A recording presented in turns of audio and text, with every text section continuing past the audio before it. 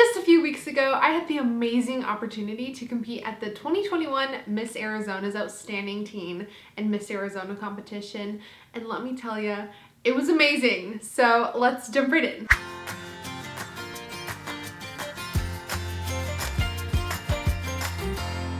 Hey guys, welcome back to Celine Talks, and wow, it's been a really long time since I've made a video, and I'm sorry for that. But I'm really not, because I was just super busy getting ready for the Miss Arizona competition this early June. So yeah, I just recently competed and it was such an amazing experience. I just thought I'd make a video about it, and I just wanted to share a few of my experiences with this organization with you guys because again, it was just so amazing, above and beyond. It went like above and beyond all my expectations, and I just kind of wanted to talk about it. So let's jump right in.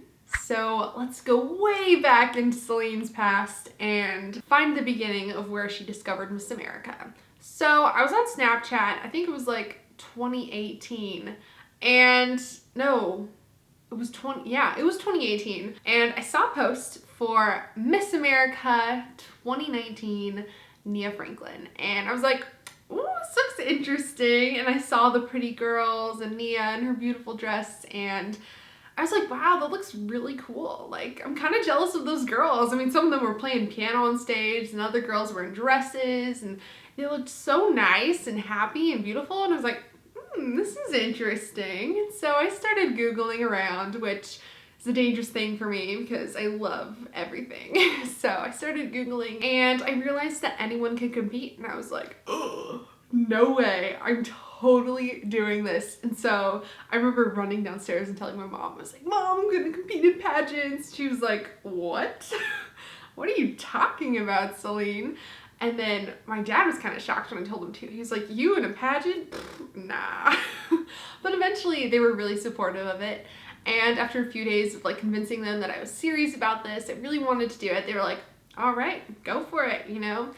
And that's the thing about my parents, is that when I have an idea, they let me fly with it. You know, I have to do all the work, of course, but they're supportive of me, and I totally appreciate that about them. But I'm super lucky to have supportive parents with that. But I just remember the week that I discovered Miss America, I could not stop talking about it. And really, I'd heard of Miss America before. I'm saying like, oh, when I discovered it, I knew about it. I just didn't really comprehend the fact that I could actually be a part of it.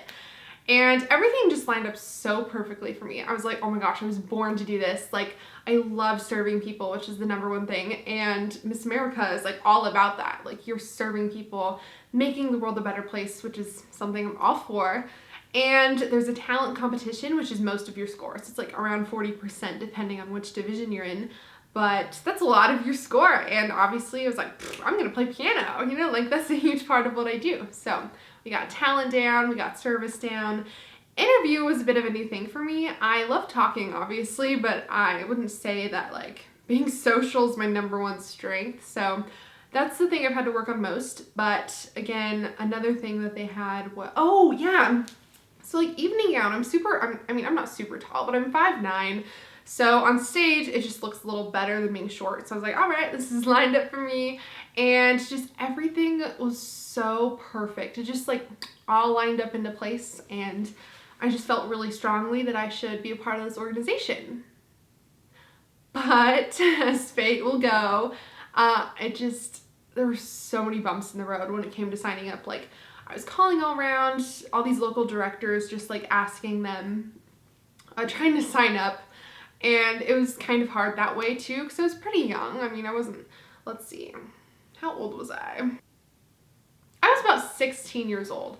So I started calling around. I found a local director who would take me on, and oh my gosh, it was awful.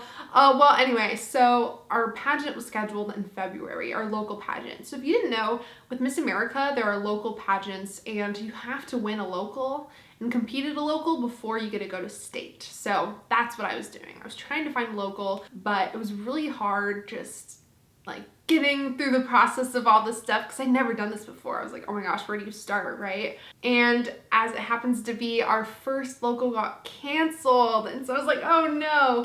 And they ended up switching the date to March. So I was like, okay, great, this is gonna be great. but I ended up playing basketball and dislocating my kneecap just 2 weeks before my pageant was supposed to happen. So I had to drop out for that year and I was devastated. I wanted to compete so bad. Anyway, I dropped out because obviously you can't compete with crutches on. So turns out after the local, we realized that this guy who was the director of my local pageant was stealing money from the organization. So they kicked him out. So I'm glad I ended up not competing because it just worked out that I wouldn't have gotten a crown and sash because he stole the money for that. It was just this huge scandal. And it actually was a blessing that I wasn't able to compete that year. Skip ahead to 2020, and I don't think I need to tell you what happens then. But I was lucky enough to win my local title in January. So I was crowned Miss Tucson Desert Rose's Outstanding Teen 2020, which I will always hold near and dear to my heart. Oh, it was amazing. Best day of my life. Almost. Best day ever was winning my first local title, and then COVID happened.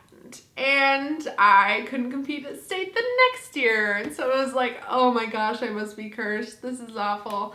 But finally, after our state got canceled or rescheduled 3 times, fast forward to 2021, and here we are. I just competed at state, and it was such a great opportunity. If you don't know, there are 4 areas of competition. The first one, well, for teens, is interview, which is about 35 or 30%. The next area of competition is fitness. And let me tell you, I'm not a gymnast. I'm not a dancer. I can't dance to save my life.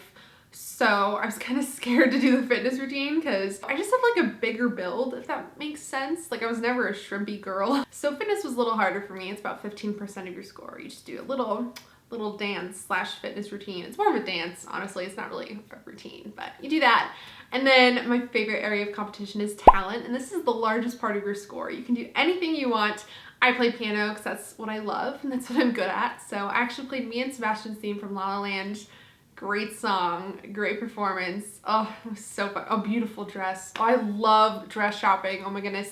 And then the last area of competition is evening gown and onstage question for teens. And they combine them, make them one thing, and it's just great. So you walk around in your evening gown and then you get a question from the judges. So it's kind of scary, but also super fun. Honestly, I love onstage question. Also, this reminds me, so this is kind of confusing for some people, but Miss America has a sister organization called Miss America's Outstanding Teen. And they're kind of together, but like technically they're separate organizations, but it's great. Miss America is just reaching its 100th anniversary, and Miss America's Outstanding Teen is reaching their 15th anniversary. So it's a really special year. But I competed as a teen this year because I'm 18 right now. I could have competed as a Miss, but because of COVID, I was unable to, so I just stuck with the teen pageant system, which I'm glad I did. It was a really good experience. But it was just amazing. Like, it exceeded my expectations so much because it was really, really hard waiting for so long. Obviously, my first local got canceled, right? I couldn't compete because of my knee. Then COVID happened and state got canceled, so I was really antsy and just ready to compete. And I was like, is this gonna be worth it? Is it worth the wait? I'm putting all this work into it. I'm spending hours and hours a day working on something that might not pan out.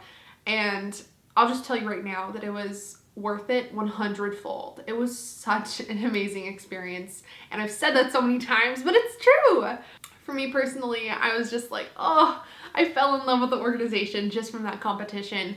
And technically Miss America is not a pageant anymore, which I was like confused about at first, but it's great. They're just focusing on their mission. It's really platform oriented. So each girl has a social impact initiative that she chooses to work on and to basically use to make a difference with the world. And so mine that I chose is called We Are Prosperous, Preparing Young Women for a Secure Financial Future. So I've created this whole thing and used it to help me with Miss America. And it's just it's amazing. I love it. But everything is so good. Like, looking back at the competition, there's not a single thing I would change. It was just all absolutely incredible. I wouldn't have changed anything. Oh yeah, I ended up placing as the 4th runner-up, which was really fun. I wasn't expecting it on the night of. Like, I'd worked really hard. So looking back, I was like, oh yeah, of course I would have placed. But at the time, I didn't know because you're just in the moment. There's so many girls. You're like, oh my gosh, what's happening? But I knew I was going to place well because I worked really hard. I really wanted this.